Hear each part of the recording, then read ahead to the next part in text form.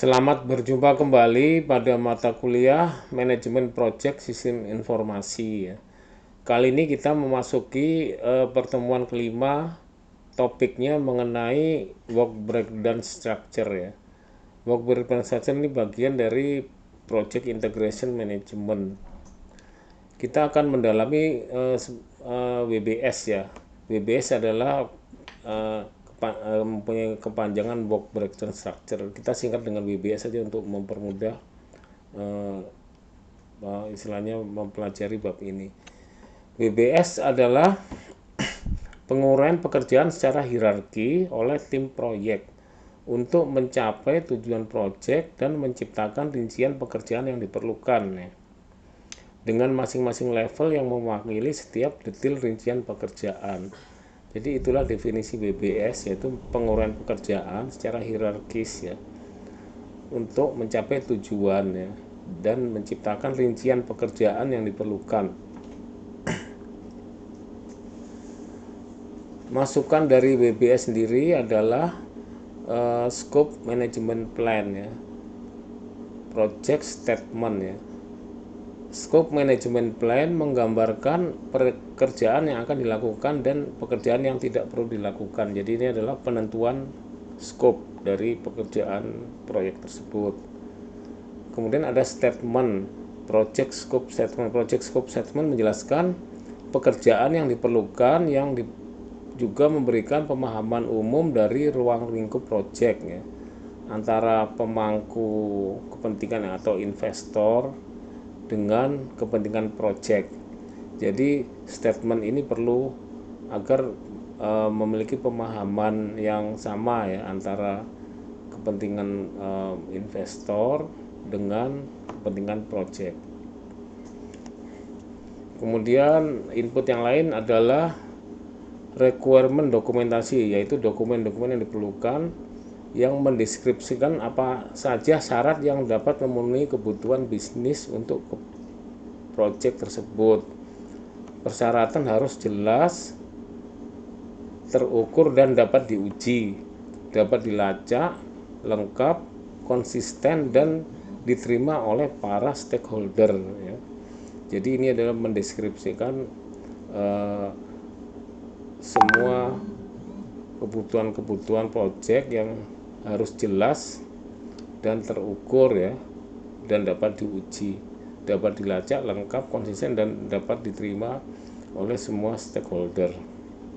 Kemudian enterprise environment factor, yaitu dengan relevan dengan sifat proyek, dapat berfungsi sebagai sumber referensi eksternal untuk pembuatan WBS. Jadi faktor lingkungan juga dapat dijadikan referensi untuk pembuatan WBS.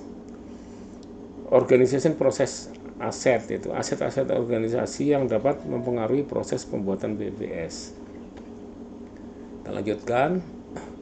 Ini adalah tools dan teknik dalam membuat WBS ya. Ada tools yang disebut dekomposisi, yaitu teknik yang digunakan untuk membagi ruang lingkup project dan deliverable project lebih kecil. Bagian-bagian yang lebih mudah dikelola. Paket pekerjaannya adalah pekerjaan yang ditetapkan pada tingkat terendah dari WBS yang biaya dan durasi dapat diperkirakan dan dikelola. Tingkat dekomposisi sering dipandu oleh tingkat kontrol yang diperlukan untuk secara efektif mengelola proyek ya. Kemudian expert judgment, penilaian ahli sering digunakan untuk menganalisis informasi yang dibutuhkan untuk menguraikan deliverable project menjadi bagian-bagian yang lebih kecil dalam rangka menciptakan WBS yang efektif. Jadi di sini diperlukan juga penilaian oleh ahlinya untuk menciptakan WBS yang efektif ya. Hasil atau output dari pembuatan WBS itu adalah scope baseline. Scope baseline itu versi yang disetujui oleh project statement, versi yang disetujui dari project statement, struktur rincian kerja, dan terkait WBS dictionary yang dapat dirubah hanya melalui prosedur pengendalian perubahan formal yang digunakan sebagai dasar untuk perbandingan ya. Jadi statement yang sudah jadi itu tidak dapat dirubah secara langsung, perlu ada dokumentasi ya. Jadi agar setiap perubahan itu dapat dikendalikan ya. Kemudian project dokumen update. Dokumen project dapat diperbarui termasuk namun tidak terbatas pada persyaratan dokumentasi yang mungkin perlu diperbarui untuk menyertakan perubahan yang disetujui.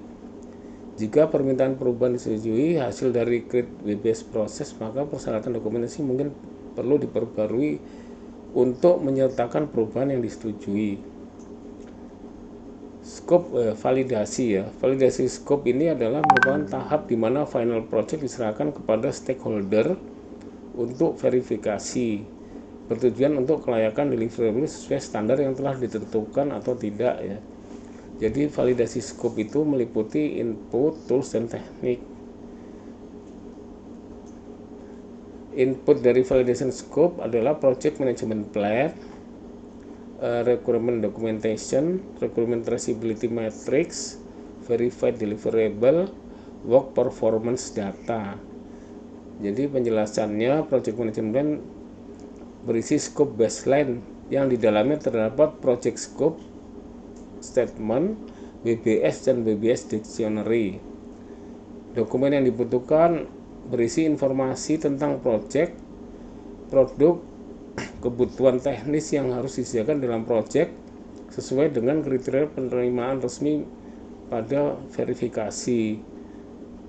Requirement traceability matrix menghubungkan antara persyaratan yang dibutuhkan dengan kebutuhan awal dan menganalisanya. Verified deliverable, produk dari project yang telah selesai dan dikelola dicek kebenarannya melalui perform quality control process ya. Work performance data dapat mencakup tingkat kepatuhan dengan persyaratan, jumlah ketidaksesuaian, keparahan dari validasi dilakukan dalam periode waktu. Tools dan teknik pada proses scope validasi adalah inspeksi, yaitu meliputi kegiatan seperti mengukur, memeriksa, dan verifikasi untuk menentukan apakah pekerjaan memenuhi persyaratan kriteria yang dapat diterima. Group decision making teknik digunakan untuk mencapai konklusi ketika memvalidasi project oleh project team atau para stakeholder. Hasil dari validation scope adalah accepted deliverable, change request, work performance information, project document update ya. Accept deliverable adalah memenuhi kebutuhan kriteria penerimaan secara resmi, ditandatangani dan disetujui oleh pelanggan atau sponsor dan dilanjutkan ke tahap close project atau phase project. Change request complete deliverable tersebut mungkin ada permintaan perubahan untuk perbaikan bagian yang cacat atau rusak. Work performance information berisi informasi bagaimana progress project dikerjakan. Deliverable, bagaimana deliverable diselesaikan dan diterima. Project dokumen update, project dokumen yang harus diperbarui sebagai hasil dari proses verifying scope, termasuk setiap dokumentasi yang menjelaskan produk atau laporan tentang status produk. Nah, control scope adalah proses pemantauan status project, ruang lingkup, produk, dan mengelola perubahan berdasarkan lingkupnya. Ini adalah scope dari pengendalian ya. Jadi project ada dikelola pengelolaan pengendalian scope ya. Scope itu ada input, tools, teknik, dan output. Control scope input adalah project management plan, requirement documentation, requirement traceability matrix, work performance data, organization, process, asset ya. Jadi gambarannya adalah pada project management informasi yang dibutuhkan pada proses control scope ya. Dalamnya berisi scope baseline, scope management plan, change management plan, configuration management plan, requirement management plan. Jadi itu adalah scope-scope pengendalian. Kemudian dokumentasi yang dibutuhkan berisi informasi tentang project, produk, kebutuhan teknis yang harus disediakan dalam project sesuai dengan kriteria penerimaan resmi. Matriksnya adalah perubahan penyimpangan dari dasar lingkup pada tujuan project. Data adalah permintaan perubahan, jumlah permintaan diterima atau jumlah kiriman selesai dan lain-lain. Aset yang dimiliki oleh yang membantu proses kontrol scope ya. Nah, tool dan teknis pada kontrol scope adalah variance analisis, jadi analisis penyimpangan derajat perbedaan antara baseline dan kinerja aktual ya. Pengukuran kinerja aktual yang digunakan untuk menilai besarnya variansi dari original lingkup dasar ya. Jadi ini adalah tools yang digunakan pada tahap kontrol atau pengendalian. Hasilnya adalah performance information, change request, project management plan update, project document update, organizational process asset update ya. Jadi itu adalah hasil dari proses pengendalian. Nah, ini adalah contoh BBS ya. Jadi ini ada aircraft system, jadi sistem pesawat terbang itu dibagi menjadi beberapa hierarki, struktur hierarki untuk bisa membuat detail pekerjaan ya. Hierarki pertama adalah project management, training, data, air validasi, support equipment, facility, tes dan evaluasi. Nah, selanjutnya dipecah menjadi hierarki kedua ya. Untuk bisa mendapatkan deskripsi pekerjaan secara detail ya, lebih detail dan lebih terukur. Saya kira itu adalah materi tentang WBS pada sesi 5 ini.